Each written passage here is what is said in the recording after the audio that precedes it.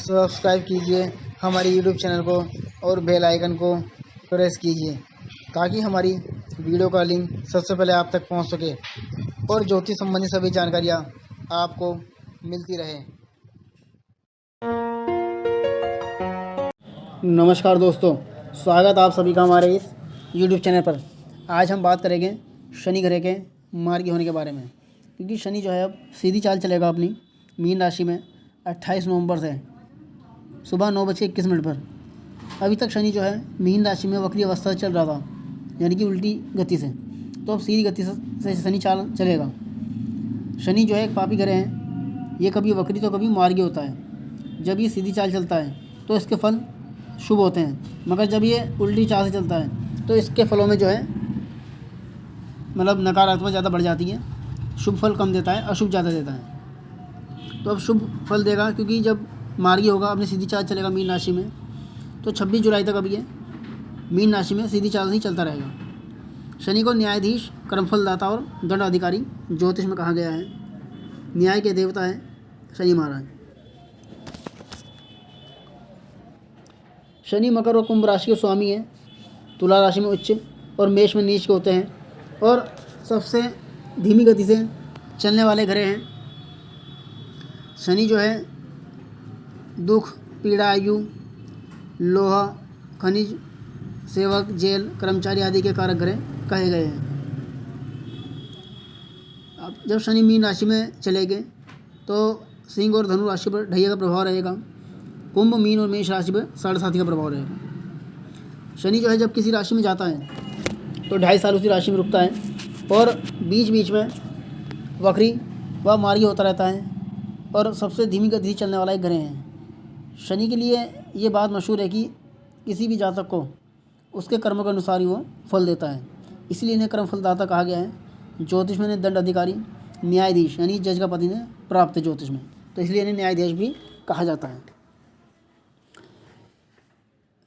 अगर किसी का शनि बड़ा अच्छा है तो उस व्यक्ति की अच्छी नौकरी होती है, रेलवे में होता है या अच्छे पद पे कोई लोहे से जुड़ा हुआ काम या फैक्ट्री, बिजनेस, खनिज, और आयु अच्छी होती है, कहीं सेवक होता है यानी सेवाएं देता है, तो इस तरह की उसकी सिचुएशन होती है। और अगर शनि खराब होता है किसी व्यक्ति का तो फिर उसे काफ़ी दुखों का सामना करना पड़ता है, दिक्कत, कर्जा और पैरों में दर्द, जोड़ों में, तो कई तरह की समस्याएं उसकी लगातार बनी रहती है।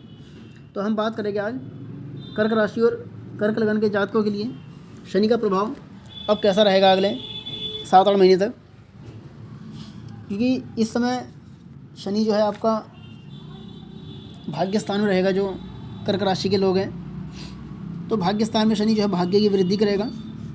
इस समय आपका मन धर्म, कर्म, पूजा पाठ आदि में लगा रहेगा, पर यहाँ बैठा हुआ शनि आपको भाग्य उन्नति को लेकर जाएगा।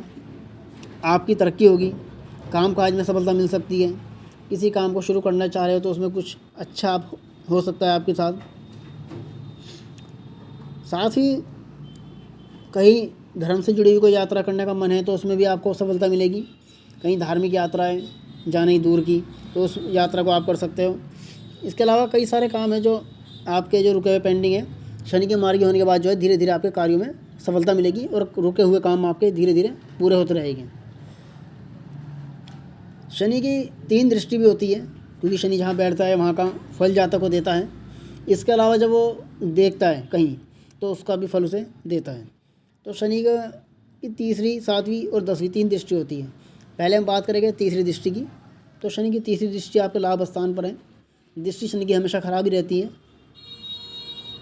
तो शनि जब दृष्टि डालता है तो उस भाव से नुकसान पहुंचाता है, क्योंकि लाभ स्थान में दृष्टि है तो अपने बड़ों के साथ कुछ संबंध खराब हो सकते हैं, और जितना इनकम का आपका सोर्स है इनकम का वो थोड़ा कम हो सकता है, यानी कि जो पैसे आप कमा रहे हो उसमें कुछ कमी आ सकती है। अपने बड़ों के साथ कुछ वाद विवाद की स्थिति रहेगी। इस तरह की समस्या आपको देखने को मिल सकती है, मतलब हानि अधिक लाभ कम हो, इस तरह भी हो सकता है, क्योंकि लाभ स्थान पर दृष्टि है तो लाभ कम होने की भी आशंका बनती है।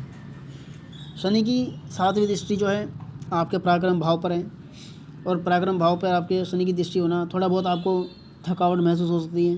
काम काज में कुछ रुकावटें भाग दौड़ अधिक रहेगी, छोटी मोटी शनि द्वारा यात्राएं होती रहेगी।